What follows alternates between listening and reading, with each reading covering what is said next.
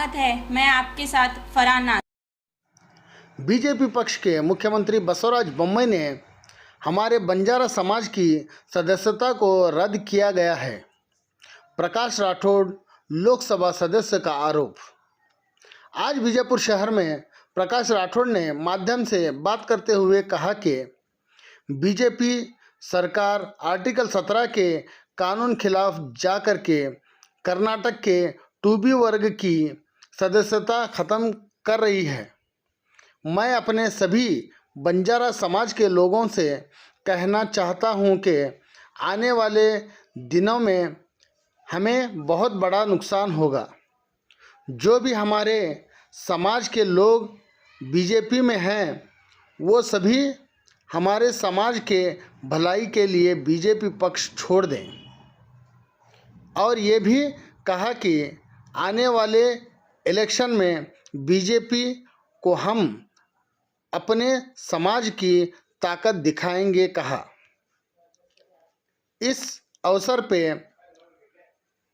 प्रकाश राठौड़, अर्जुन राठौड़ और कांता नायक भी मौजूद। पत्रिका ಮಾಧ್ಯಮದ ಎಲ್ಲ ಸ್ನೇಹಿತರಿಗೆ ವಿಜಯಪುರ ಜಿಲ್ಲೆಯ ಸಮಸ್ತ ಬಂಜಾರ ಜನಾಂಗದ ಪರವಾಗಿ ತಮ್ಮೆಲ್ಲರನ್ನ ಸ್ವಾಗತವನ್ನು ಬಯಸಿ ವಿಶೇಷವಾಗಿ ಇವತ್ತು ಬಂಜಾರ ಸಮಾಜಕ್ಕೆ ಆಗಿರತಕ್ಕಂಥ ಅನ್ಯಾಯದ ವಿರುದ್ಧವಾಗಿ ಇವತ್ತು ಕರ್ನಾಟಕ ಸರ್ಕಾರ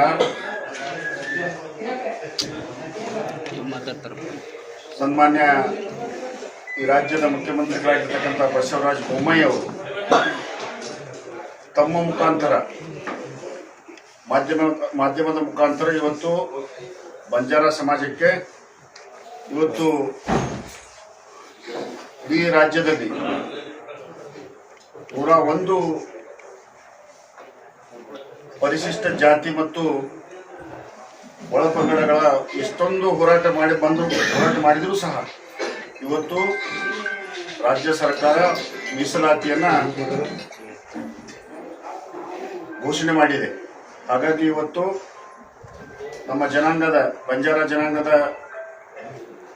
ದಿವಂಗತ KT ರಾಠೋಡ್ರು ಮತ್ತು LR ನಾಯ್ಕ್ ಅವರು ಪರಿಶಿಷ್ಟ ಜಾತಿಗೆ ಸೇರ್ಪಡೆ ಮಾಡಿರ್ತಕ್ಕಂಥವರ ಸುಪುತ್ರರಾಗಿರ್ತಕ್ಕಂಥ ಸನ್ಮಾನ್ಯ ಪ್ರಕಾಶ್ ರಾಠೋಡ್ ಅವರು MLCಗಳು ಹಾಗೂ ವಿರೋಧ ಪಕ್ಷದ ಮುಖ್ಯ ಸಚೇತಕರಾಗಿರ್ತಕ್ಕಂಥ ಪ್ರಕಾಶ್ ರಾಠೋಡ್ ಅವರ ಮುಖಂಡತ್ವದಲ್ಲಿ ಇವತ್ತು ನಾವು ಪತ್ರಿಕಾ ಬಳಗವನ್ನು ಇವತ್ತು ಗೋಷ್ಠಿಯನ್ನು ಕರೆದಿದ್ದೀವಿ.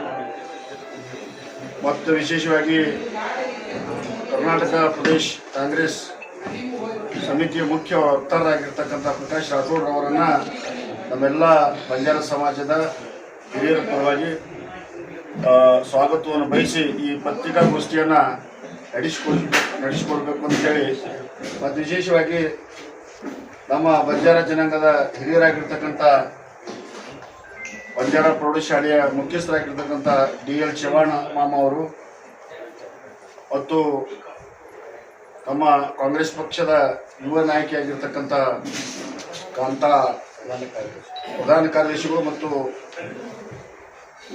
ಯುವ ಕಾರ್ಯಕರ್ತರಾಗಿರ್ತಕ್ಕಂಥ ನಮ್ಮ ಕಾಂತಾಬಾಯಿ ನಾಯ್ಕರವರು, ನಮ್ಮ ಮಹಾನಗರ ಪಾಲಿಕೆ ಸದಸ್ಯರಾಗಿರ್ತಕ್ಕಂಥ ರಾಜೀವ್ ಜಾಧವ್, ರಾಜೀವ್ ಚವಾಣ್, ಶಂಕರ್ ಚವಾಣ್, ಹಿರಿಯರಾಗಿರ್ತಕ್ಕಂಥ BB ನಾಯ್ಕರವರು, ಮಹಾದೇವ್ ರಾಠೋಡ್ ಅವರು ಮತ್ತು ಎಲ್ಲ ಬಹಳಷ್ಟು ಜನ ಇದ್ದಾರೆ. ರವಿದಾಸ್ ಜಾಧವ್ರವರು, ಅಮಿತ್ ಚವಾಣ್ ರವರು ಮತ್ತು ಎಲ್ಲ ನಮ್ಮ ತಾಯಂದರು ವಿಶೇಷವಾಗಿ ಇವತ್ತು ನಮಗೆ ಆಗಿರ್ತಕ್ಕಂಥ ಅನ್ಯಾಯ ವಿರುದ್ಧವಾಗಿ ಎಲ್ಲ ತಾಯಂದರು ಭಾಗವಹಿಸಿದ್ದಾರೆ. ನಮ್ಮ ಹಿರಿಯರಾಗಿ ಪೂರ ಒಂದು ಪರಿಶಿಷ್ಟ ಜಾತಿ ಮತ್ತು ಒಳಪಂಗಡಗಳ ಎಷ್ಟೊಂದು ಹೋರಾಟ ಮಾಡಿದರೂ ಸಹ ಇವತ್ತು ರಾಜ್ಯ ಸರ್ಕಾರ ಮೀಸಲಾತಿಯನ್ನ ಘೋಷಣೆ ಮಾಡಿದೆ. ಹಾಗಾಗಿ ಇವತ್ತು ನಮ್ಮ ಜನಾಂಗದ ಬಂಜಾರ ಜನಾಂಗದ ದಿವಂಗತ KT ರಾಠೋಡ್ರು ಮತ್ತು ಎಲ್ಲ ನಾಯಕರು ಪರಿಶಿಷ್ಟ ಜಾತಿಗೆ ಸೇರ್ಪಡೆ ಮಾಡಿರ್ತಕ್ಕಂಥವರ ಸುಪುತ್ರರಾಗಿರ್ತಕ್ಕಂಥ ಸನ್ಮಾನ್ಯ ಪ್ರಕಾಶ್ ರಾಠೋಡ್ ಅವರು MLCಗಳು ಹಾಗೂ ವಿರೋಧ ಪಕ್ಷದ ಮುಖ್ಯ ಸಚೇತಕರಾಗಿರ್ತಕ್ಕಂಥ ಪ್ರಕಾಶ್ ರಾಠೋಡ್ ಅವರ ಮುಖಂಡತ್ವದಲ್ಲಿ ಇವತ್ತು ನಾವು ಪತ್ರಿಕಾ ಬಳಗವನ್ನು ಇವತ್ತು ಗೋಷ್ಠಿಯನ್ನು ಕರೆದಿದ್ದೀವಿ. ಮತ್ತು ವಿಶೇಷವಾಗಿ ಕರ್ನಾಟಕ ಪ್ರದೇಶ್ ಕಾಂಗ್ರೆಸ್ ಸಮಿತಿಯ ಮುಖ್ಯ ವಕ್ತಾರರಾಗಿರ್ತಕ್ಕಂಥ ಪ್ರಕಾಶ್ ರಾಠೋಡ್ ಅವರನ್ನು ನಮ್ಮೆಲ್ಲ ಬಂಜಾರ ಸಮಾಜದ ಹಿರಿಯರ ಪರವಾಗಿ ಸ್ವಾಗತವನ್ನು ಬಯಸಿ ಈ ಪತ್ರಿಕಾಗೋಷ್ಠಿಯನ್ನು ನಡೆಸಿಕೊಡ್ಬೇಕು ಅಂತೇಳಿ, ಮತ್ತು ವಿಶೇಷವಾಗಿ ನಮ್ಮ ಬಂಜಾರ ಜನಾಂಗದ ಹಿರಿಯರಾಗಿರ್ತಕ್ಕಂಥ ಬಂಜಾರ ಪ್ರೌಢಶಾಲೆಯ ಮುಖ್ಯಸ್ಥರಾಗಿರ್ತಕ್ಕಂಥ DL ಚವಾಣ್ ಮಾಮ ಅವರು ಮತ್ತು ನಮ್ಮ ಕಾಂಗ್ರೆಸ್ ಪಕ್ಷದ ಯುವ ನಾಯಕಿಯಾಗಿರ್ತಕ್ಕಂಥ ಕಾಂತಾ ಪ್ರಧಾನ ಕಾರ್ಯದರ್ಶಿಗಳು ಮತ್ತು ಯುವ ಕಾರ್ಯಕರ್ತರಾಗಿರ್ತಕ್ಕಂಥ ನಮ್ಮ ಕಾಂತಾಬಾಯಿ ನಾಯಕರವರು, ನಮ್ಮ ಮಹಾನಗರ ಪಾಲಿಕೆ ಸದಸ್ಯರಾಗಿರ್ತಕ್ಕಂಥ ರಾಜೀವ್ ಜಾಧವ್, ರಾಜೀವ್ ಚವಾಣ್, ಶಂಕರ್ ಚವಾಣ್, ಹಿರಿಯರಾಗಿರ್ತಕ್ಕಂಥ BB ನಾಯ್ಕರವರು, ಮಹಾದೇವ್ ರಾಠೋಡ್ ಅವರು ಮತ್ತು ಎಲ್ಲ ಭಾಳಷ್ಟು ಜನ ಇದ್ದಾರೆ. ರವಿದಾಸ್ ಜಾಧವ್ರವರು, ಅಮಿತ್ ಚವಾಣ್ ರವರು ಮತ್ತು ಎಲ್ಲ ನಮ್ಮ ತಾಯಂದರು. ವಿಶೇಷವಾಗಿ ಇವತ್ತು ನಮಗೆ ಆಗಿರ್ತಕ್ಕಂಥ ಅನ್ಯಾಯ ವಿರುದ್ಧವಾಗಿ ಎಲ್ಲ ತಾಯಂದರು ಭಾಗವಹಿಸಿದ್ದಾರೆ. ನಮ್ಮ ಹಿರಿಯರಾಗಿ ಈ ಹೋರಾಟವನ್ನು ಯಾವ ರೀತಿ ನಾವು ಹಮ್ಕೋಬೇಕು, ಯಾವ ರೀತಿ ಮಾಡಬೇಕಂತೇಳಿ ಇವತ್ತು ನಾವು ಸ್ಟಾರ್ಟ್ ಮಾಡಿದ್ದೀವಿ. ಅದನ್ನು ತಾವು ದಯಮಾಡಿ ಮಾಧ್ಯಮದ ಮುಂದೆ ಹೇಳಬೇಕಂತೇಳಿ ನಾನು ವಿನಂತಿಯನ್ನು ಮಾಡ್ಕೊಳ್ತೇನೆ. 2 ದಿವಸದ ಹಿಂದೆ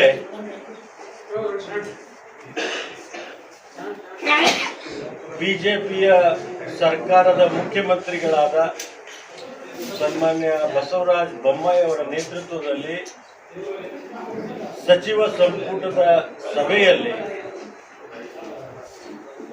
ಒಳ ಮೀಸಲಾತಿಯ ಶಿಫಾರಸನ್ನು ಮಾಡುವಂತ ಅವೈಜ್ಞಾನಿಕ, ನ್ಯಾಯಾಂಗದ ಉಲ್ಲಂಘನೆ, ಸಂವಿಧಾನದ ಉಲ್ಲಂಘನೆ ಮಾಡಿ ವಿಶೇಷವಾಗಿ ಬಂಜಾರ, ಲಂಬಾಣಿ, ಬೋವಿ, ಕೊರ್ಚ, ಕೊರಮ ಏನು ಪರಿಶಿಷ್ಟ ಜಾತಿಯಲ್ಲಿ 101 ಉಪಜಾತಿಗಳಿವೆ. ಕೇವಲ ಕೆಲವು ಪ್ರಬಲವಾದಂಥ ಜಾತಿಗಳಿಗೆ ಪ್ರಾಮುಖ್ಯತೆಯನ್ನು ಕೊಟ್ಟು ಉಳಿದ ಸಮುದಾಯಗಳಿಗೆ ಬೆನ್ನಿಗೆ ಚೂರಿ ಹಾಕುವಂತ ಕೆಲಸ ಬೊಮ್ಮಾಯಿಯವರ ಸರ್ಕಾರ, ಬಿಜೆಪಿಯ ಸರ್ಕಾರ ನಮ್ಮ ಜನಾಂಗಕ್ಕೆ ಅನ್ಯಾಯ ಮಾಡಿದೆ. ನಮ್ಮ ಜನಾಂಗಕ್ಕೆ ಈಗಾಗಲೇ ಅರ್ಜುನ್ ರಾಠೋಡ್ ಅವರು ಹೇಳಿದಂಗೆ ಮೀಸಲಾತಿ ಸಿಕ್ಕಿದ್ದು 1976ರಲ್ಲಿ ನಮ್ಮ ಪೂಜ್ಯ ತಂದೆ ದಿವಂಗತ KT ರಾಠೋಡ್ ಅವರು ಸಮಾಜ ಕಲ್ಯಾಣ ಸಚಿವರಿದ್ದಾಗ, ಅಂದಿನ ರಾಜ್ಯಸಭಾ ಸದಸ್ಯರಾಗಿ LR ನಾಯ್ಕ್ ಅವರಿದ್ದಾಗ, ಶ್ರೀ ದೇವರಾಜ್ ಅರಸ್ ಅವರು ಮುಖ್ಯಮಂತ್ರಿ ಇದ್ದಾಗ, ಶ್ರೀಮತಿ ಇಂದಿರಾ ಗಾಂಧಿ ಅವರು ಪ್ರಧಾನಮಂತ್ರಿ ಇದ್ದಾಗ ಈ ಮೀಸಲಾತಿಯನ್ನು ನಮಗೆ 1976ರಲ್ಲಿ ಕೊಟ್ಟಿದ್ದು. ಸಾವಿರಾರು ವರ್ಷಗಳ ಶೋಷಣೆಗೆ ಒಳಗಾಗಿರುವ ನಾವು ಆರ್ಥಿಕ, ರಾಜಕೀಯ, ಶೈಕ್ಷಣಿಕ ಮತ್ತು ಸಮಾಜದಲ್ಲಿ ಕಡು ಬರುವರಾಗಿ ಇವತ್ತು ಅರಣ್ಯ ಪ್ರದೇಶಗಳಲ್ಲಿ, ತಾಂಡಗಳಲ್ಲಿ ವಾಸವಾಗುತ್ತಂತ ಲಂಬಾಡಿ ಜನಾಂಗಕ್ಕೆ, ಬೋವಿ ಜನಾಂಗಕ್ಕೆ, ಕೊರ್ಚ, ಕೊರ್ಮ ಜನಾಂಗಕ್ಕೆ ಇವತ್ತು ದೊಡ್ಡ ಅನ್ಯಾಯ ಮಾಡುವಂತ ಕೆಲಸ ಬಿಜೆಪಿ ಸರ್ಕಾರ ಮಾಡಿದೆ. ನಮಗೆ ವಿಶೇಷವಾಗಿ ಈ ಸಮುದಾಯಗಳಿಗೆ ವರ್ಗೀಕರಣ ಮಾಡಬೇಕು, ಒಳ ಮೀಸಲಾತಿ ತರಬೇಕು ಅಂತ ಹೇಳಿದ್ರೆ ಯಾವುದೋ ಒಂದು ಆಧಾರ ಇರಬೇಕು. ನಮ್ಮ ಸಂವಿಧಾನದ ಅಡಿಯಲ್ಲಿ ಒಂದು ಆಧಾರ ಇರಬೇಕು. ಆದರೆ ಯಾವುದೇ ಆಧಾರದ ಇಲ್ಲದೆ ಕೇವಲ ಜನಸಂಖ್ಯೆ ಆಧಾರ ಮಾಡಿ ಈ ಒಳ ಮೀಸಲಾತಿ ಮಾಡುವುದು ಇದು ಸಂವಿಧಾನದ ಉಲ್ಲಂಘನೆಯೂ ಆಗುತ್ತೆ, ಸುಪ್ರೀಂ ಕೋರ್ಟಿನ ತೀರ್ಪದ ಉಲ್ಲಂಘನೆ ಆಗುತ್ತೆ. ಆರ್ಟಿಕಲ್ 17ರ ಉಲ್ಲಂಘನೆ ಆಗುತ್ತೆ. ನಿಮ್ಗೆಲ್ಲ ಅದನ್ನ ವಿವರವಾಗಿ ನಾನು ಹೇಳ್ತೀನಿ. ಈ ಒಂದು ಅಸಂವಿಧಾನಿಕ ಕೆಲಸ ಇವತ್ತು ರಾಜ್ಯ ಸರ್ಕಾರ ಮಾಡಿದೆ ಅಂತ ಹೇಳಿ ನಮ್ಮಲ್ಲಿನೇ 4 ಗುಂಪುಗಳ ಮಾಡಿ ಏನು 101 ಪರಿಶಿಷ್ಟ ಜಾತಿಯ ನಾವು ಸಮುದಾಯದವರು ಅಣ್ಣ ತಮ್ಮಂದಿರಾಗಿ ಬಾಳ್ತಾ ಇದೀವಿ, ನಮ್ಮನ್ನು ಒಡೆಯುವಂತ ಕೆಲಸ ಬಿಜೆಪಿ ಸರ್ಕಾರ ಮಾಡಿದೆ. ಇದು ನಮ್ದು ಒಂದೇ ಅಲ್ಲ, ಬಹುಶಃ ಈ ದೇಶದಲ್ಲಿ ಮುಸಲ್ಮಾನರಿಗೆ ಒಂಥರ ಅವ್ರಿಗೂ ಮೀಸಲಾತಿಯನ್ನು ತೆಗೆದು ಮೇಲೆ ಜಾತಿಯ ಸಮುದಾಯಗಳಿಗೆ ರಿಸರ್ವೇಶನ್ ಅನ್ನು ಮೀಸಲಾತಿಯನ್ನು ಕೊಡುವಂತ ಕೆಲಸ ಸರ್ಕಾರ ಮಾಡಿದೆ. ಅಂದ್ರೆ ಇದು ನಮ್ಮನ್ನು ಒಡೆಯುವಂತ ಕೆಲಸ, ವಿಶೇಷ ಪರಿಶಿಷ್ಟ ಜಾತಿಯಲ್ಲಿ ನಮ್ಮನ್ನು ಒಡೆಯುವಂತ ಕೆಲಸ ಇವತ್ತು ಬಿಜೆಪಿ ಸರ್ಕಾರ ಮಾಡಿದೆ ಅಂತ ಹೇಳೋದಕ್ಕೆ ಬಹಳ ನೋವಾಗುತ್ತೆ ನಮಗೆ. ನಾನು ಯಾಕೆ ಈ ವಿಷಯವನ್ನು ಪ್ರಸ್ತಾಪ ಮಾಡ್ತೀನಿ, ಮೊದಲನೇದು ಸನ್ಮಾನ್ಯ ಬೊಮ್ಮಾಯಿ ಅವರು ಮುಖ್ಯಮಂತ್ರಿಗಳು ವಚನ ಭ್ರಷ್ಟರಾದರು. ಯಾಕೆ ಅಂತ ನಾನು ಹೇಳ್ತೀನಿ. ಈ ಒಳ ಮೀಸಲಾತಿಯ ಬಗ್ಗೆ ಮೊದಲನೇ ಬಾರಿಗೆ ಚರ್ಚೆ ಬಂದಿದ್ದು ನಾಗಮೋಹನ್ ದಾಸ್ ಸಮಿತಿಯ ಏನು ವರದಿಯ ಅನುಷ್ಠಾನದ ಬಗ್ಗೆ ಸರ್ವ ಪಕ್ಷದ ಸಭೆ ಕರೆದಿದ್ರು. ವಿಧಾನಸೌಧ ಅವರ ಗೃಹ ಕಚೇರಿಯಲ್ಲಿ ಮುಖ್ಯಮಂತ್ರಿಗಳು ಕರೆದಿದ್ರು. ಅದರಲ್ಲಿ ಸನ್ಮಾನ್ಯ ಮಾಜಿ ಮುಖ್ಯಮಂತ್ರಿಗಳಾದ ಶಾಸಕಾಂಗ ಪಕ್ಷದ ನಾಯಕರಾದ ಸಿದ್ದರಾಮಯ್ಯ ಸಾಹೇಬರು, ಮಾಜಿ ಮುಖ್ಯಮಂತ್ರಿಗಳಾದ JDSನ HD ಕುಮಾರಸ್ವಾಮಿ ಹಾಗೂ ಸಚಿವ ಸಂಪುಟದ ಸಚಿವರಾಗಳಾದ ಕಾರಜೋಳ ಸಾಹೇಬರು, ಅಶೋಕ್ ಅವರು, ಆಮೇಲೆ ಮಾಧುಸ್ವಾಮಿ ಅವರು ಆ ಒಂದು ಸಭೆಯಲ್ಲಿ ಪಾಲ್ಗೊಂಡಿದ್ರು. ಕಮ್ಯುನಿಸ್ಟಿಯ ಶಿಫಾರಸುಗಳು 15% ಇಂದ 17% ಪರಿಶಿಷ್ಟ ಜಾತಿಗೆ ಮಾಡೋದು, 3% ಇಂದ 7% ಮಾಡುವಂತ ನಿರ್ಣಯ ನಾಗಮೋಹನ್ ದಾಸ್ ಅವರು ತಗೊಂಡಿದ್ದು. ಅದಕ್ಕೆ ಸ್ವಾಗತ ಮಾಡದಂತ ಕೆಲಸಕ್ಕೆ ನಾವು ಹೋಗಿದ್ವಿ.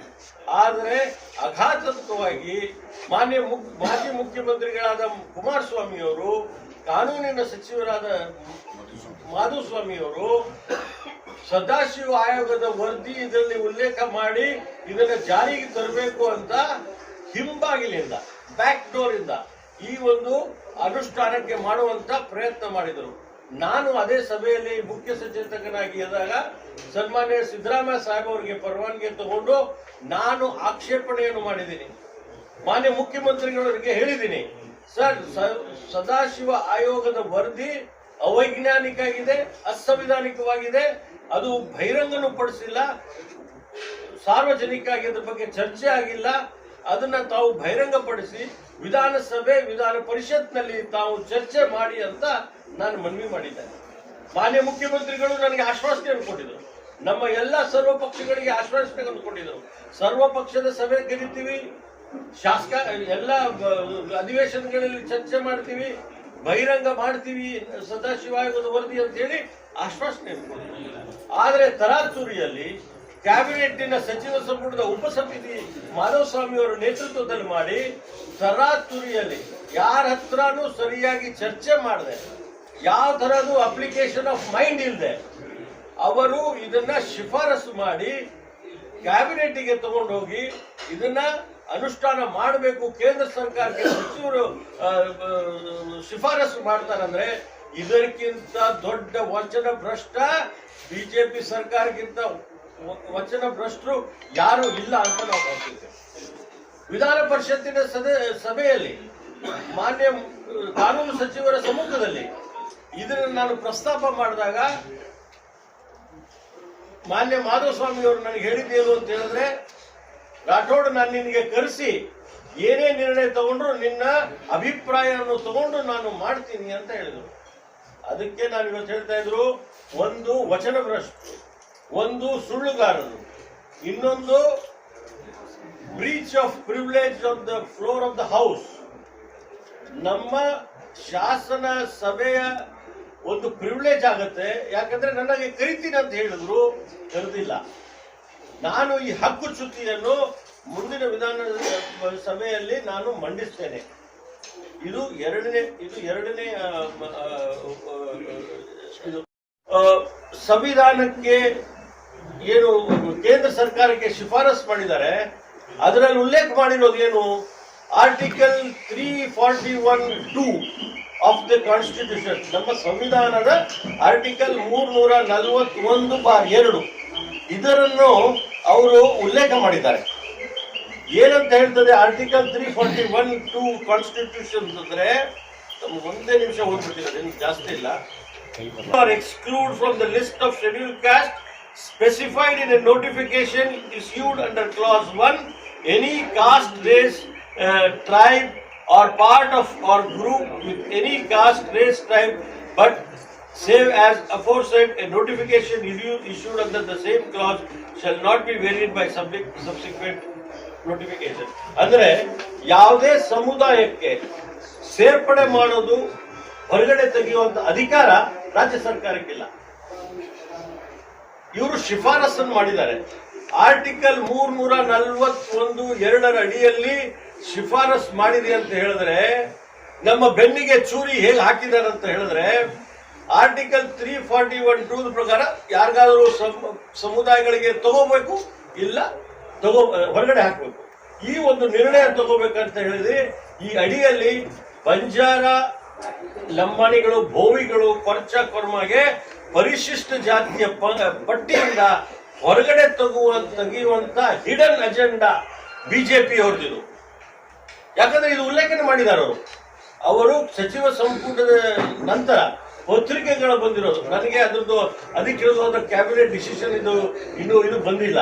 ಸೊ 341(2) ಪ್ರಸ್ತಾಪ ಮಾಡಿ ನಮ್ಮ ಸಮುದಾಯಗಳನ್ನು ಏನು ಎಡಪಂಗಡಗಳು ನಮ್ಮನ್ನು ಹೊರಗಡೆ ಹಾಕುವಂತ ಶಿಫಾರಸು ಸದಾಶಿವ ಆಯೋಗದ ವರದಿಯಲ್ಲಿ ಮತ್ತು ನಾಗಮೋಹನ್ ದಾಸ್ ವರದಿಯಲ್ಲಿ ಏನ್ ಹೇಳ್ತಾರೆ, ಇವರ ಹಿಡನ್ ಅಜೆಂಡಾ ಏನು ಅಂದ್ರೆ ನಮ್ಮನ್ನ ಮೀಸಲಾತಿಯಿಂದ ಪಟ್ಟಿಯಿಂದ ಹೊರಗಡೆ ತೆಗಿಬೇಕು. ಇಷ್ಟು ದೊಡ್ಡ ಅನ್ಯಾಯ, ಇಷ್ಟು ದೊಡ್ಡ ನಿರ್ಣಯ ಏನು ಕೊಡುಗೆ ಕಾಂಗ್ರೆಸ್ ಪಕ್ಷದ ಇಂದಿರಾ ಗಾಂಧಿ ಅವತ್ತಿನ ಪ್ರಧಾನಮಂತ್ರಿ ಕೊಟ್ಟಿದ್ರು, ಅಂದಿನ ಮುಖ್ಯಮಂತ್ರಿಗಳಾದ ದೇವರಾಜ್ ಅರಸು ಅವರು ಕೊಟ್ಟರು, ಅಂದಿನ ಸಮಾಜ ಕಲ್ಯಾಣ ಸಚಿವರಾದ KT ರಾಠೋಡ್ ಅವರು, ಅಂದಿನ ರಾಜ್ಯಸಭಾ ಸದಸ್ಯರಾದ ಎಲ್ಲ ನಾಯಕ್ ಅವರು ಕೊಟ್ಟಿರೋದು. ಇದನ್ನ ಇವತ್ತು ನಮ್ಮನ್ನು ಮತ್ತೆ ಮೀಸಲಾತಿ ಪಟ್ಟಿಯಿಂದ ಹೊರಗಡೆ ತೆಗೆದು ಮತ್ತೆ ಯಥಾಸ್ಥಿತಿ ನಾವು ಕಾಡುಗೆ ಹೋಗುವಂತ ಕೆಲಸ ಇವತ್ತು ಬಿಜೆಪಿ ಸರ್ಕಾರ ಮಾಡಿದ್ದಾರೆ.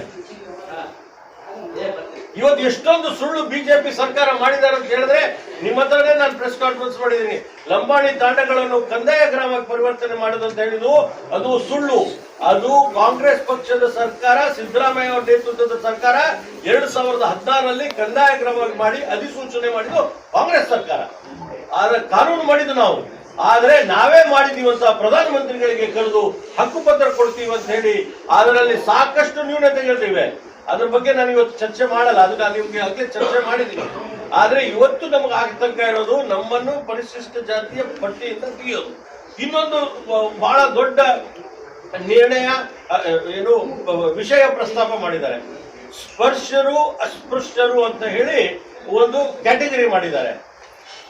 ಇದು ಆರ್ಟಿಕಲ್ 17 ನಮ್ಮ ಸಂವಿಧಾನದ ಅಡಿಯಲ್ಲಿ ಯಾರೇ ಈ ಅಸ್ಪೃಶ್ಯತೆಯ ಬಗ್ಗೆ ಮಾತಾಡಿದ್ರೆ ಕಾನೂನುಬದ್ಧವಾಗಿ ಅವರ ಮೇಲೆ ಶಿಕ್ಷೆ ಅನುಭವಿಸಬೇಕು ಅಂತ ಕಾನೂನಿದೆ. ಇದು ಆ ಕಾನೂನನ್ನು ಉಲ್ಲಂಘನೆ ಮಾಡಿ ಈ ರಾಜ್ಯದ ಕ್ಯಾಬಿನೆಟ್ಟಿನ ಸಚಿವರು, ರಾಜ್ಯ ಸರ್ಕಾರ ಇವತ್ತು ಸಂವಿಧಾನವನ್ನು ಉಲ್ಲಂಘನೆ ಮಾಡಿ ನಮ್ಮ ಜನಾಂಗಕ್ಕೆ ಸ್ಪರ್ಶರು, ಅಸ್ಪೃಶ್ಯರು ಅಂತ ಹೇಳಿ ಇವತ್ತು ನಮ್ಮನ್ನೇ ನಿಂದನೆ ಮಾಡಿದ್ದಾರೆ. ನಮ್ಮ ಸಮುದಾಯಗಳಿಗೆ ನಿಂದನೆ ಮಾಡಿದ್ದಾರೆ. ಸಂವಿಧಾನದಲ್ಲಿ ಎಲ್ಲೂ ಹೇಳೋದಿಲ್ಲ ಪರಿಶಿಷ್ಟ ಜಾತಿಯಲ್ಲಿ ಬರೋರು ಅವರು ಸ್ಪರ್ಶರು ಇದ್ದಾರೋ ಅಸ್ಪೃಶ್ಯರು ಇದ್ದಾರೋ ಅಂತ ಅಂಬೇಡ್ಕರ್ ಅವರು ಯಾವತ್ತೂ ಹೇಳಿಲ್ಲ. ಅಂಬೇಡ್ಕರ್ ಅವರು ಹೇಳಿದ್ದು ಯಾವ ಸಾವಿರಾರು ವರ್ಷಗಳಿಗೆ ಶೋಷಣೆಗೆ ಒಳಗಾಗಿದ್ದಾರೆ, ಸಮಾಜದಲ್ಲಿ ಮುಖ್ಯ ವಾಹಿನಿಗೆ ಬರಕ್ಕಾಗೋದಿಲ್ಲ, ಅವರಿಗೆ 6 ಸಮುದಾಯಗಳು ಇರುವಾಗ ಅಂಬೇಡ್ಕರ್ ಅವರು ಸಂವಿಧಾನ ಬರೆದುವಾಗ 6 ಜಾತಿಗಳನ್ನು ಅದರಲ್ಲಿ ಸೇರಿಸಿರೋದು. ಅದರಲ್ಲಿ ಲಂಬಾಣಿ ಸಮಾಜ ಕೂಡ ಇದೆ. ಸೊ ಅಂಬೇಡ್ಕರ್ ಅವರು ಬರೆದಾಗ, ಸಂವಿಧಾನ ಬರೆದಾಗೂ ನಮಗೆ ಮೀಸಲಾತಿ ಇದೆ. ಉತ್ತರ ಕರ್ನಾಟಕದಲ್ಲಿ ನಮಗೆ ಸಿಗಬೇಕು ಅಂತ ಹೇಳಿ ಶ್ರೀಮತಿ ಇಂದಿರಾ ಗಾಂಧಿಯವರು, ದೇವರಾಜ ಅರಸು ಅವರು ಇದ್ದಾಗ ನಮಗೆ ಮೀಸಲಾತಿ ಕೊಟ್ಟಿದ್ದಾರೆ. ಇವತ್ತು ನಮಗೆ ಹೊರಗಡೆ ತೆಗಿಬೇಕು ಅಂತ ಹೇಳಿ ಇವತ್ತು ರಾಜ್ಯ ಸರ್ಕಾರ ನಮ್ಮನ್ನ ಬೆನ್ನಿಗೆ ಚೂರಿ ಹಾಕುವಂತ ಕೆಲಸ ಮಾಡಿದ್ದಾರೆ. ಅಂದ್ರೆ ಒಂದು ಸಂವಿಧಾನದ ಉಲ್ಲಂಘನೆ ಆಯಿತು, ಆರ್ಟಿಕಲ್ 17, ಆರ್ಟಿಕಲ್ 341 ಅದಕ್ಕೆ ಇದು ಕಂಟೆಂಪ್ಟ್ ಆಫ್ ಕೋರ್ಟ್ ಆಗುತ್ತೆ. ಆಮೇಲೆ ಇನ್ನೊಂದು ಚೆನ್ನಯ್ಯ ವರ್ಸಸ್ ಆಂಧ್ರ ಪ್ರದೇಶ್ ಸುಪ್ರೀಂ ಕೋರ್ಟಿನ ಒಂದು ನಿರ್ಣಯದ ಪ್ರಕಾರ, ಡಿಸಿಷನ್ ಪ್ರಕಾರ ಅದರಲ್ಲಿ ಒಳ ಮೀಸಲಾತಿಗೆ ಯಾವುದೇ ತರವಾದಂತ ಆಸ್ಪತ್ರೆ ಇಲ್ಲ ಅಂತ ಹೇಳಿ ಸುಪ್ರೀಂ ಕೋರ್ಟ್ ನಿರ್ಣಯ ಕೊಟ್ಟಿದ್ದಾರೆ. ಇದನ್ನು ಉಲ್ಲಂಘನೆ ಮಾಡಿ ಇವತ್ತು ಶಿಫಾರಸು ಮಾಡ್ತಾರಂದ್ರೆ ಇದು ಸುಪ್ರೀಂ ಕೋರ್ಟಿನ ಕಂಟೆಂಪ್ಟ್ ಆಯ್ತು. ಇವ್ರಿಗೆಲ್ರಿಗೂ ಜೈಲಿಗೆ ಹಾಕ್ಬೇಕು. ಸಚಿವ ಸಂಪುಟದ ಎಲ್ಲಾ ಸದಸ್ಯರೇ ನಮಗೆ ಅಸ್ಪೃಶ್ಯರು ಅಂತ ಹೇಳಿದ್ದಾರೆ. ಸಚಿವ ಸಂಪುಟದಲ್ಲಿ ನಿರ್ಣಯ ಮಾಡ್ತಾರೆ, ಅದನ್ನ ಉಲ್ಲಂಘನೆ ಮಾಡ್ತಾರೆ. ಇವತ್ತು ಅವ್ರಿಗೆಲ್ರಿಗೂ ಶಿಕ್ಷೆ ಆಗಬೇಕು ಮತ್ತೆ ಜೈಲಿಗೆ ಕಳಿಸ್ಬೇಕು ಅಂತ ನಮ್ಮ ವಾದ ಇವತ್ತು ಇದೆ. ಇಂಥ ಕೆಲಸವನ್ನು ಈ ಸರ್ಕಾರ ಈ ಜನಾಂಗಕ್ಕೆ ಅನ್ಯಾಯ ಮಾಡುವಂತ ಕೆಲಸ ನಮ್ಮ ಸರ್ಕಾರ ಇವತ್ತು ಮಾಡಿದೆ ಅಂತ ಹೇಳಿ ನಾನು ಬಹಳ ದುಃಖದಿಂದ ಇವತ್ತು ನನಗೆ ಹೇಳಕ್ಕೆ ನೋವಾಗುತ್ತೆ. ಇದರ ಜೊತೆಗೆ ನಮ್ಮ ಒತ್ತಾಯ ಇವತ್ತೇನು, ಪಕ್ಷಾತೀತವಾಗಿ ಇದ್ರ ಬಗ್ಗೆ ನಾವು ಹೋರಾಟ ಮಾಡಬೇಕಾಗಿದೆ. ನಾನು ಇವತ್ತು ರಾಜಕೀಯ ಮಾಡೋದಕ್ಕೆ ಇದು ಒಂದು ವಿಷಯ ಹೇಳ್ತಾ ಇಲ್ಲ.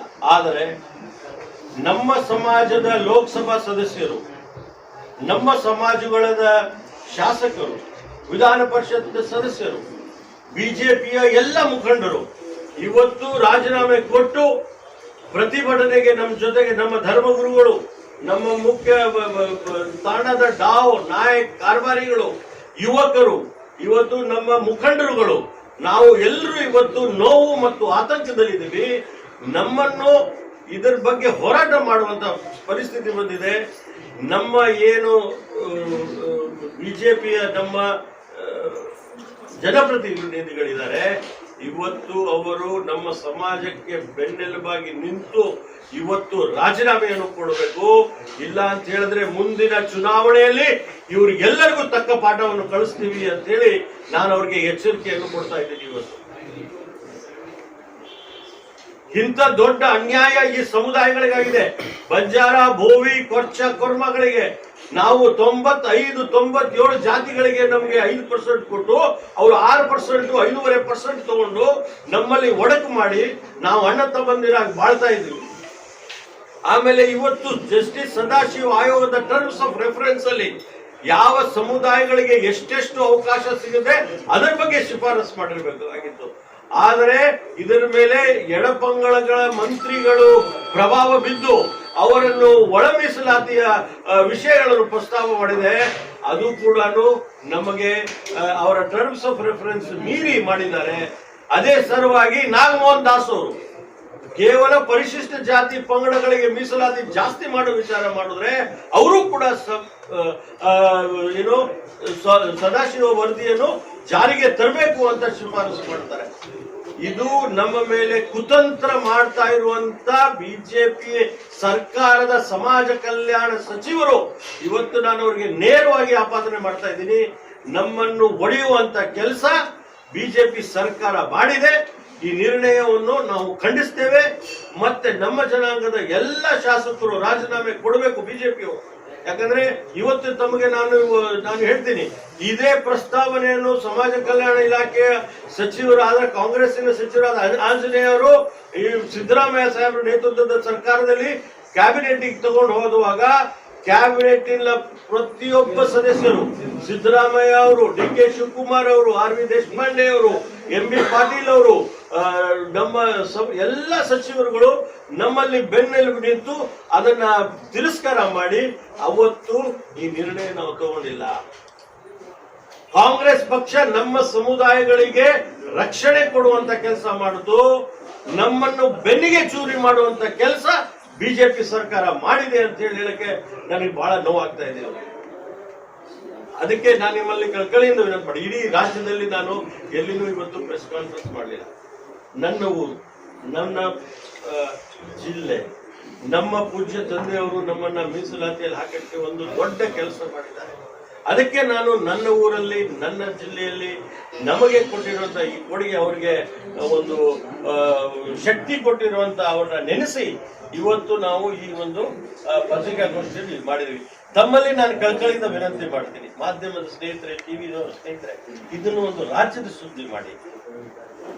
ಈ ನೋವು ಏನ್ ಈ ಪರಿಶಿಷ್ಟ ಜಾತಿಯಲ್ಲಿ ಶೋಷಣೆಗೆ ಒಳಗಾಗಿರುವಂತ ನಮ್ಮನ್ನು ಕಾಪಾಡುವಂತ ಕೆಲಸ ತಾವು ಮಾಡಬೇಕು ಅಂತೇಳಿ ತಮ್ಮಲ್ಲಿ ಕಳಕಳಿಯಿಂದ ವಿನಂತಿ ಮಾಡಿ, ಇದಕ್ಕೆ ತಾವು ಆದ್ಯತೆಯನ್ನು ಕೊಡಬೇಕು ಅಂತೇಳಿ ವಿನಂತಿ ಮಾಡ್ತಾ ಇದ್ದೀನಿ. ಏನಾದ್ರು ಪ್ರಶ್ನೆಗಳಿದ್ರೆ ತಾವು ಕೇಳಬಹುದು.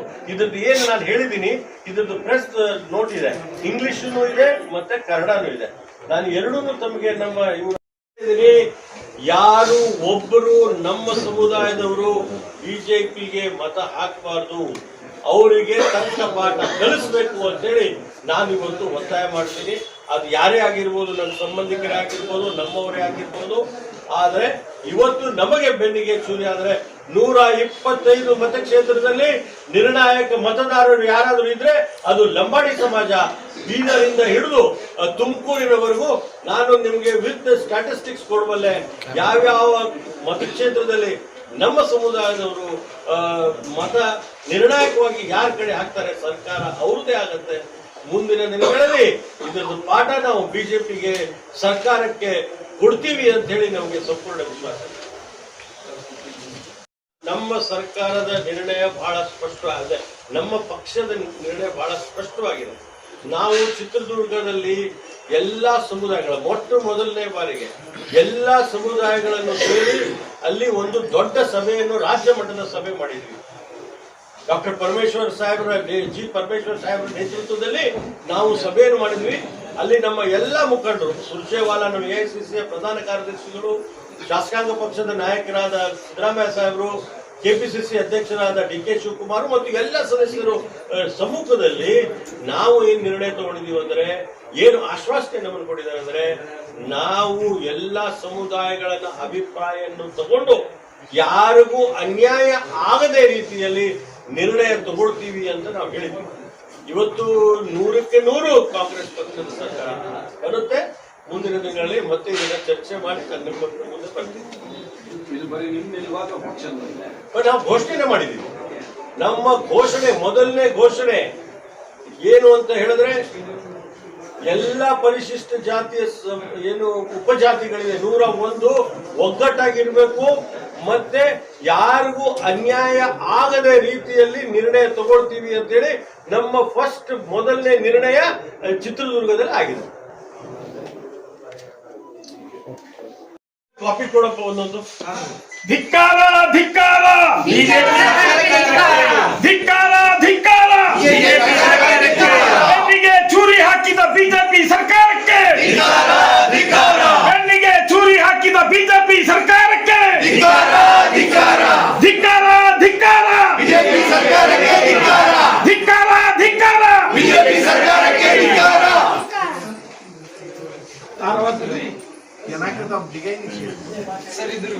ನಾನು ಪ್ರೆಸ್ ನೋಟಲ್ಲಿ ಹೇಳಿದ್ದೀನಿ, ನಮ್ಮ ನಾಳೆ ಒಂದು ಮೀಟಿಂಗ್ ಕರೆದಿದ್ದೀವಿ ನಾವು ಬೆಂಗಳೂರಲ್ಲಿ. ಎಲ್ಲ ಸಮುದಾಯದ ಮುಖಂಡರು ನಾಳೆ ಮೀಟಿಂಗ್ ಮಾಡ್ತೀವಿ. ಇದರಲ್ಲಿ ಕೂಡ ಹೋರಾಟ ಮಾಡ್ತೀವಿ. ಯಾಕಂದ್ರೆ ಸುಪ್ರೀಂ ಕೋರ್ಟ್ ಹೇಳಿದೆ ಒಳ ಮೀಸಲಾತಿಗೆ ಅವಕಾಶ ಇಲ್ಲ ಅಂತ ಹೇಳಿದೆ. ಕಾನೂನಲ್ಲಿನೂ ನಾವು ಹೋರಾಟ ಮಾಡ್ತೀವಿ, ಬೀದಿಗಿಳಿದು ಹೋರಾಟ ಮಾಡ್ತೀವಿ. ಮುಂದಿನ ಚುನಾವಣೆಯಲ್ಲಿ ಮತ ಹಾಕಿ ಕೂಡ ನಾವು ಹೋರಾಟ ಮಾಡುತ್ತೀವಿ, ಸಂದೇಶವನ್ನು ಕೊಡ್ತೀವಿ. ಚುನಾವಣೆಗೆ ಸಂಬಂಧಪಟ್ಟದ ನಾನು ಇಷ್ಟೊತ್ತು ಹೇಳಿದ್ದು ನಮ್ಮ ಸಮಾಜಕ್ಕೆ ಅನ್ಯಾಯ ಆಗುವಂತ ಈ ಚುನಾವಣೆ ಬಂದಿದೆ. ಬಹುಶಃ ನಾವೆಲ್ಲರೂ ಇಲ್ಲಿ ಕಾಂಗ್ರೆಸ್ ಪಕ್ಷದವರು ಇದ್ದೀವಿ. ನಮ್ಮ ಜನಾಂಗಕ್ಕೆ ಜಾಸ್ತಿ ಪ್ರಾತಿನಿಧ್ಯ ಕೊಡಬೇಕು. ನಮ್ಮ ರಾಜ್ಯದಲ್ಲಿ 12 ಮತಕ್ಷೇತ್ರದಲ್ಲಿ ನಾವು ಟಿಕೆಟ್ ಅನ್ನು ಕಾಂಗ್ರೆಸ್ ಪಕ್ಷದಲ್ಲಿ ನಾವು ಕೇಳಿದ್ದೇವೆ. 12 ಮತಕ್ಷೇತ್ರದ ಒಳಗಡೆ 8 ಮತಕ್ಷೇತ್ರದಲ್ಲಿ ಪ್ಯಾನೆಲ್ ಅಲ್ಲಿ ಸ್ಕ್ರೀನಿಂಗ್ ಕಮಿಟಿಯಲ್ಲಿ ಬಂದಿರೋ 8 ಹೆಸರುಗಳಿದೆ. ಈ 8 ನಾವು ಸೀಟು ನಮ್ಮ ಕಾಂಗ್ರೆಸ್ ಪಾರ್ಟಿ ನಮ್ಮ ವರಿಷ್ಠರು ಬಂಜಾರ ಸಮಾಜಕ್ಕೆ ಕೊಟ್ರೆ 8 ಸ್ಥಾನದಲ್ಲಿ ನಾವು ಗೆಲ್ತೀವಿ ಅಂತ ನಮಗೆ ಸಂಪೂರ್ಣ ವಿಶ್ವಾಸ ಇದೆ. ನಮ್ಮ ಬೇಡಿಕೆ ಏನು ಅಂತ ಹೇಳಿದ್ರೆ ಈಗ ಇಲ್ಲಿವರೆಗೂ ಕೇವಲ 4 ಸೀಟ್ ಕೊಟ್ಟಿದ್ದಾರೆ. ಈಗ 4 ಸೀಟ್ ಘೋಷಣೆ ಆಗಿದೆ. ಇನ್ನು 4 ಸೀಟ್ ಕೊಡಬೇಕು ಅಂತೇಳಿ ತಮ್ಮ ಮೂಲಕ ನಮ್ಮ ವರಿಷ್ಠರಿಗೆ ನಾವು ಭೇಟಿಯಾಗಿ ಮನವಿ ಮಾಡಿಕೊಂಡಿದ್ದೀವಿ. ಸನ್ಮಾನ್ಯ ಸಿದ್ದರಾಮಯ್ಯ ಸಾಹೇಬರಿಗೆ, ಸನ್ಮಾನ್ಯ ಕೆಪಿಸಿಸಿ ಅಧ್ಯಕ್ಷರಾದ ಡಿ.ಕೆ. ಶಿವಕುಮಾರ್ ಸಾಹೇಬರಿಗೆ, ಸನ್ಮಾನ್ಯ ನಮ್ಮ ಎಐಸಿಸಿಯ ಪ್ರಧಾನ ಕಾರ್ಯದರ್ಶಿಗಳಾದ ಉಸ್ತುವಾರಿಗಳಾದ ರಣದೀಪ್ ಸಿಂಗ್ ಸುರ್ಜೇವಾಲಾಗೆ ಒತ್ತಾಯ ಮಾಡಿದ್ದೀವಿ. ವಿಶೇಷವಾಗಿ ಬಿಜಾಪುರ ಜಿಲ್ಲೆಯ ನಾಗ್ಠಾಣ್ ಮತಕ್ಷೇತ್ರ ಕೂಡ ನಮ್ಮ ಕಾಂಗ್ರೆಸ್ ಪಕ್ಷದ ಪರವಾಗಿ ಒಂದು ಮನವಿ ಮಾಡಿಕೊಂಡಿದ್ವಿ. ನಮ್ಮ ಸಮುದಾಯಕ್ಕೆ ತಾವು ಕೊಟ್ಟಿದೆ ಆದ್ರೆ ಕಾಂಗ್ರೆಸ್ ಪಕ್ಷ ಇದನ್ನು ಗೆಲ್ಲುತ್ತೆ. ನಮ್ಮ ಆಕಾಂಕ್ಷಿಗಳಿದ್ದಾರೆ, ತಾವು ಅದನ್ನ ಏನು ಸರ್ವೆ ಮಾಡ್ತಿರೋ ಅದರಲ್ಲಿ ಹೇಗೆ ವರಿಷ್ಠರು ನಿರ್ಣಯ ಮಾಡ್ತಾರೋ ಆದ್ರೆ ನಮ್ಮ ಸಮುದಾಯಕ್ಕೆ ಕೊಡಬೇಕು ಅಂತ ಹೇಳಿ ನಾವು ಒತ್ತಾಯ ಮಾಡ್ತೀವಿ. ನಾಗ್ಠಾಣ ಯಾರು ಆಕಾಂಕ್ಷಿಗಳು ಅಂದ್ರೆ ನೀವು ನೋಡಿ, ಆಕಾಂಕ್ಷಿಗಳು ನಮ್ಮವರೇ ಇದ್ದಾರೆ, 3-4 ಇಲ್ಲ, ಅಲ್ಲಿ ಅಭ್ಯರ್ಥಿಗಳು 14 ಅಭ್ಯರ್ಥಿಗಳಿದ್ದಾರೆ ಆಕಾಂಕ್ಷಿಗಳು. ಎಲ್ಲಾ ಸಮುದಾಯದವ್ರು ಮಾಡಿದ್ದಾರೆ. ನಾನು ಬೇರೆ ಸಮುದಾಯವ್ರಿಗೆ ಟೀಕೆ ಮಾಡಲ್ಲ, ಅವ್ರಿಗೆ ಕೊಡಬಾರ್ದು ಅಂತ ಹೇಳಲ್ಲ. ಆದ್ರೆ ನಮ್ಮ ಸಮುದಾಯದಿಂದ ಗೆದ್ದಂತ ಅಭ್ಯರ್ಥಿ ಇಲ್ಲಿನವ್ರು ಇದ್ದಾರೆ, ಈಗ ಶಾಸಕರಿದ್ದಾರೆ. ನಮ್ಮ ಪಕ್ಷದಲ್ಲಿ ಕೊಟ್ಟರೆ ನಾವು ಗೆಲ್ತೀವಿ ಅಂತ ನಮ್ಮ ವಾದ, ನಮ್ಮ ಬೇಡಿಕೆ, ನಮ್ಮ ರಿಕ್ವೆಸ್ಟ್. ನೀವೇನಾದ್ರು ಆಕಾಂಕ್ಷಿ ಇದ್ದೀರಾ? ನಾನೇ ಶಾಸಕ ವಿಧಾನ ಪರಿಷತ್ ಸದಸ್ಯನಿದ್ದೀನಿ, 4 ಸತಿ ಸೋಲ್ಸಿದ್ದೀರಾ. ನಾನು ಮತ್ತೆ ನಿಂತು ಏನ್ ಮಾಡ್ಲಿ ಹೇಳಿ? ನಾನು ಚುನಾವಣೆಗೆ ನಿಲ್ಲೋದಿಲ್ಲ. ನಮ್ಮ ಆಕಾಂಕ್ಷಿಗಳು ಯಾರಿದ್ದಾರೆ? ನಿಮ್ಮ ಆಕಾಂಕ್ಷಿಗಳಂದ್ರೆ ಕಾಂತನಾಯಕ್ ಅವರು ಇದ್ದಾರೆ, ಡಿ.ಎನ್. ಚೌಹಾಣ್ ಸಾಹೇಬ್ ಇದ್ದಾರೆ, ಇನ್ನು ಅವ್ರು ಯಾರು ಸಂಜೀವ್ ಅಂತ ಹೇಳಿ ಅವರು ಇದ್ದಾರೆ. ಹೀಗೆ ಸುಮಾರು ನಮ್ಮ ಆಕಾಂಕ್ಷಿಗಳಿದ್ದಾರೆ. ಇದರಲ್ಲಿ ಯಾರು ಅರ್ಹರಿದ್ದಾರೆ, ಯಾರು ಗೆಲ್ಲುವಂತ ಅವಕಾಶ ಇದೆ, ಸರ್ವೆ ಮಾಡ್ತಾ ಇದ್ದಾರೆ. ಅವ್ರಿಗೆ ನಮ್ಮ ವರಿಷ್ಠರು ಹೈಕಮಾಂಡ್ ಡಿಸೈಡ್ ಮಾಡ್ತಾರೆ. ನಿಮ್ಮ ಬೆಂಬಲ ಯಾರಿಗೆ? ಇವ್ರೆಲ್ಲರೂ ನಮ್ಮವರೇ. ನನಗೆಲ್ಲರೂ ಸಹಾಯ ಮಾಡಿದ್ದಾರೆ, ಆಶೀರ್ವಾದ ಮಾಡಿದ್ದಾರೆ. ನಾನು ಇವ್ರಿಗೆ ಕೇಳಿದ್ರೆ ಅವರು ಸೀಟ್ ಹಾಕ್ತಾರೆ, ಅವ್ರಿಗೆ ಕೇಳಿದ್ರೆ ಅವ್ರು ಸೀಟ್ ಹಾಕ್ತಾರೆ. ಅದಕ್ಕೆ ನಾನು ಎಲ್ಲರ ಪರವಾಗಿದ್ದೀನಿ. ಆದ್ರೆ ನಮ್ಮ ಸಮುದಾಯಕ್ಕೆ ಕೊಡಬೇಕು.